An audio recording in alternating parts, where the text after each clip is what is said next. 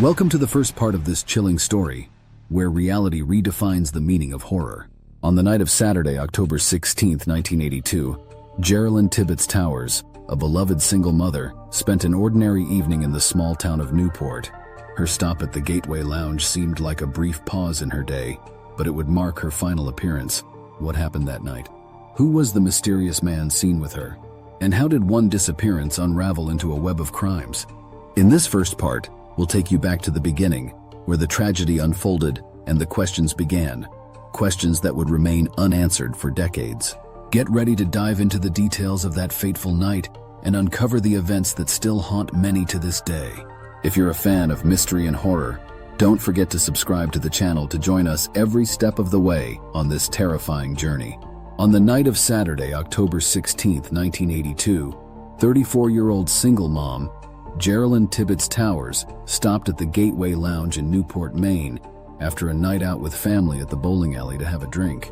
Newport is my hometown in central Maine. The Gateway Lounge still stands today, except it's now a Chinese food restaurant called China Way, and has been for more than 3 decades.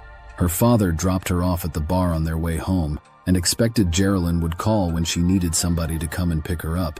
Coincidentally, Jerilyn lived just a stone's throw away from my childhood home on a tiny, quiet street with just a few houses, the street I grew up on. Jerilyn lived in a cottage next door to her parents' house, and I remember playing with my cousin near where the cottage used to stand. Home for Jerilyn was less than 5 minutes from the Gateway Lounge.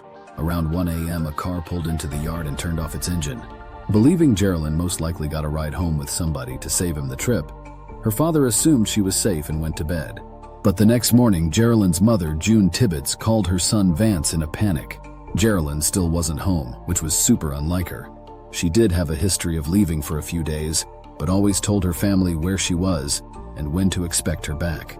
Maybe she went home with somebody and forgot to call this time. June informed the Newport police, who reassured her that Jerilyn would probably turn up soon. But when she still wasn't home a few days later, Newport Police Chief Jim Ricker went out to ask a few questions, starting with the bar where she was last seen. Jim Ricker was interviewed for both episodes of Murder, She Told. The bartender who was working the night of October 16th, Judy, said she remembered seeing Jerilyn there and she wasn't alone. She was approached by a man who flattered her and bought her drinks all night. They seemed to be laughing and having a great time. Around 1 a.m. they left together, but Judy swore that Jerilyn never got in the car with the man. Chief Ricker questioned her about this mystery man's identity, and she said, "I can't remember names, but I can always remember faces." A week later, Judy reported to work, and sitting in the same spot, wearing an almost identical outfit as the night she saw him last, was the mystery man who left with Jerilyn. His name was James "Jimmy" Hicks, and despite admitting to being at the bar the night of Jerilyn's disappearance, he said he didn't know any more than that. He was there alone, and he left alone. It wasn't until Judy started getting harassing phone calls at work, with the person on the other line breathing heavily or hanging up, that police decided to pay James Hicks a second visit. One call even threatened to know where Judy lived and that she needed to keep her big mouth shut. So Chief Ricker paid him a visit in Carmel, where he lived with his girlfriend, Linda Marquis. As he questioned Jimmy about his time at the Gateway the night of Jerilyn's disappearance, his behavior became increasingly strange and erratic. Chief Ricker was interviewed for this episode and said, "What was really ironic was that this was one of those times that as a law enforcement officer, you're really talking to an individual only because you think they may be a witness, and it was during that conversation that he quickly became a primary suspect. I remember explaining who I was and why I was there, and asked him if he'd be comfortable answering a few questions. He agreed, but he basically started to become completely unwrapped. He was very nervous, and at one point he took a glass of water and poured it over his own head, trying to drink it. Then, he started accusing me of thinking he murdered his first wife. Now, I had never heard of James Hicks, and I certainly never knew he had been married, or that his first wife may be a missing person before that interview. So I started asking him questions about it. When I started focusing on his statement, Linda asked us to leave the house. If he had been cool, calm, and collected and even said he saw Jerilyn that night, I wouldn't have thought much of it. But basically, at that moment in time, James Hicks made himself a primary suspect in her disappearance. Not having much to go by except that James Hicks was married to a woman named Jenny Sear, Chief Jim Ricker opened the phone book and started making calls trying to find her family, I found a Sear family and called, and just by happenstance asked if they were related to Jenny Sear, and the lady on the other end started crying. So I asked if I could come talk to them. When I got to the house, it was like a family reunion. There must have been 10 relatives there. The mother, Myra, said, "Nobody has ever believed me. I know James Hicks killed my daughter, but nobody will believe me. He told the police she ran off with a trucker and left her kids, but she would never do that to her kids. She would leave him, but she would never leave those kids." James Hicks married Jenny Sear when she was just 16 years old and pregnant with their first child. She dropped out of school at Herman High School in 1971 and married James against her family's wishes. They suggested she have an abortion and tried sending her to a convent school, but eventually the family came to terms. The relationship was rocky, marred by infidelity on James's part and financial struggle. At one point around 1974, they filed for divorce, but after discovering Jenny was pregnant again, they decided to give the marriage another shot. But 3 years later, everything would change. On July 19, 1977, James frantically called the local police department and told them that his 23-year-old wife was missing. The Sear family put out a missing persons ad in the paper and filed a missing persons report, but the police didn't believe she was missing at all, and the report was never officially filed. Maine State Police Detective Dick Reichel is called in to assist Jim Ricker on the case, and they start by knocking on the doors at the TNN trailer park where James and Jenny lived, hoping to strike a nerve with somebody who might remember them.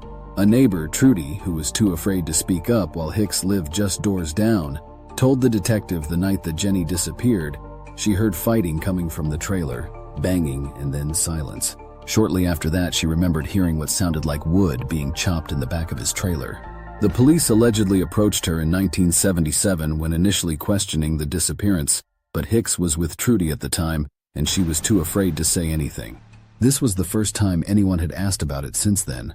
Trudy also mentioned a live-in babysitter named Susan Matley, who might know exactly what happened. Susan Matley was 15 years old when she came to live with James and Jenny Hicks. She was a foster child, and Jenny had made an arrangement with her caseworker to have Susan live with them and essentially act as a babysitter for their 2 young children. Susan told a similar story as Trudy, that she was afraid for her safety, and that's why she never spoke up against Hicks, and gave them a detailed account of the last day she saw Jenny. Susan's verbal testimony gave police enough circumstantial evidence to indict James Hicks on a murder charge in the disappearance of Jenny from 1977, and on October 5, 1983, he was arrested without bail. There was only one major issue surrounding the case. There was no body, no blood, and no physical evidence. This meant that the state had the extremely difficult task of not only proving that Jenny Hicks was dead, but that James had caused her death by an intentional and knowing act. This is the first murder case to go to trial without a body in the state of Maine. The defense, however, was eager to point out that Jenny was alive and could walk through the courtroom door at any time. The trial began in March of 1984. The prosecution's star witness was a 22-year-old Susan, who had to face her fears in front of a courtroom full of people and testify against a man she was still afraid of. Jimmy's defense attorney, J. Hillary Billings, stated, "The fundamental point of this case is simply whether you will be able to find it in yourselves to convict someone of murder if you don't even know if a death has occurred. There is no solid evidence that a death occurred." The defense claimed that Jenny was unsatisfied with her life in general and with her marriage, and that her relationship with Jimmy produced 2 unwanted pregnancies.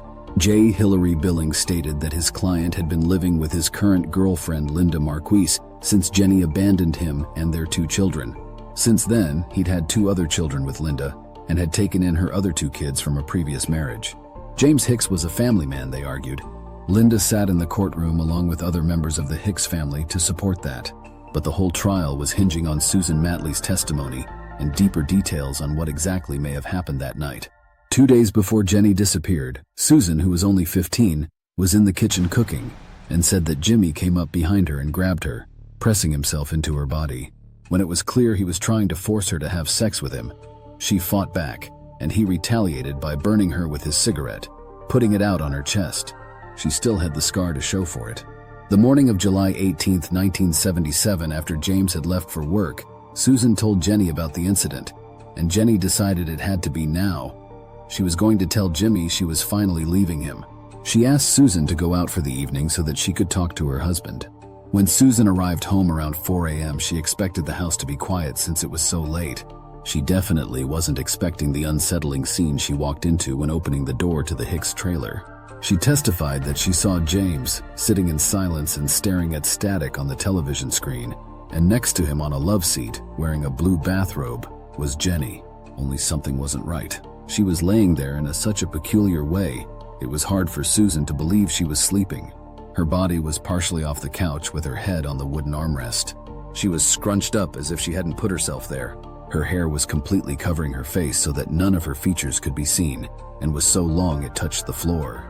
Her arms flailed in crazy positions, one of them over her head pointing down. Jenny Hicks looked dead. James simply said she was sleeping and told Susan to go to bed, so she did. But she couldn't sleep very well and later heard what sounded like slippers scuffing and dragging across the floor and the door to the trailer closing. The next day, Jenny was gone. But strangely enough, her purse, complete with IDs, credit cards, and her glasses, sat on the kitchen table. He said she just took off with her lover, but there were two things that Susan knew Jenny would never, ever leave town without: her children and her glasses. Jenny had terrible eyesight and couldn't go anywhere without them. It only took the jury 9 hours to come to a conclusion. They found James Hicks guilty of acting with reckless intent in causing his wife's death, and convicted him with manslaughter, which held a maximum sentence of 10 years, with option for parole at the Maine State Prison in Thomaston. Throughout the entire trial, Jimmy maintained a calm but smug presence, and hearing a verdict of guilty didn't change that composure. His family, including his girlfriend Linda Marquise, sat in the back of the courtroom in stunned silence. They later huddled together through tears. "I am not guilty, but someday it will be proven. I'll accept what the court gives me," he said.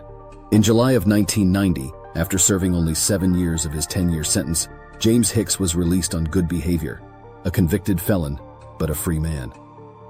Back in Etna, to no surprise at all, Jimmy didn't have a lot of fans. He got a job as a maintenance worker at the Twin City Motor Inn on Wilson Street in Brewer, a motel that no longer exists today. He was trying to stay off the radar and seemingly leading a normal life.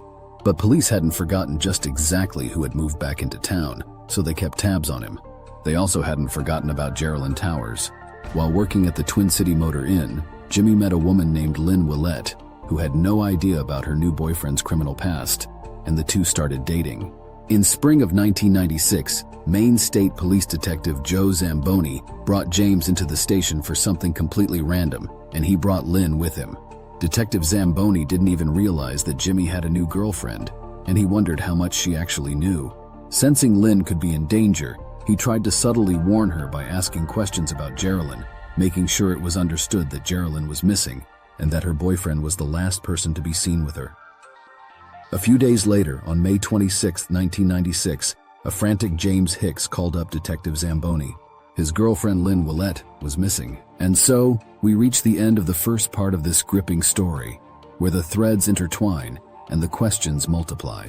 We've uncovered the beginning of the tale, Jerilyn's simple life, and the night that turned everything upside down. But much remains shrouded in mystery, with secrets waiting to be revealed. In the second part, we'll dive deeper into the investigation, uncovering the identity of the mysterious man and the events that followed that fateful night.